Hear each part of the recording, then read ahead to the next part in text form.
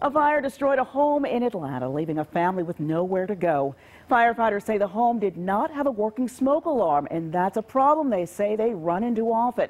Today, officials canvassed the neighborhood where that fire took place back on March 3rd to raise awareness about the importance of smoke alarms. Fox 5's Natalie Foles spoke with authorities and with the family that lost everything. This is all our clothes and this is our sofa. And 42 years, decades of memories gone in a matter of minutes. Just devastated. A heartbroken Linda Headspeth reflecting on what's left of her family's home. Everything is scrolled all over the yard.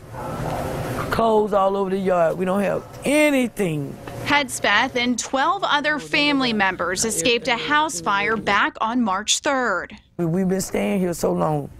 It's the only place we ever call home. That sound, Atlanta fire officials say, is what the Headspeth family should have heard. But authorities say the family's smoke alarm was not working.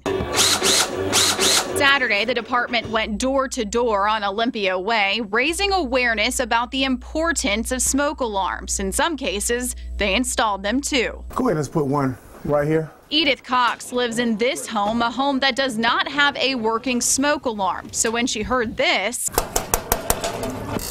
Fire department. Cox says she quickly let them in. Was it just not working? Just was not working, and we did not get it fixed. Now Cox and many others will have properly working smoke alarms. But for the Headspeths, the devastating reality still sinking in as they hold on tight to what they do have left. We'll be all right. In Atlanta, Natalie Foles, Fox 5 News. The fire department doing some good work there.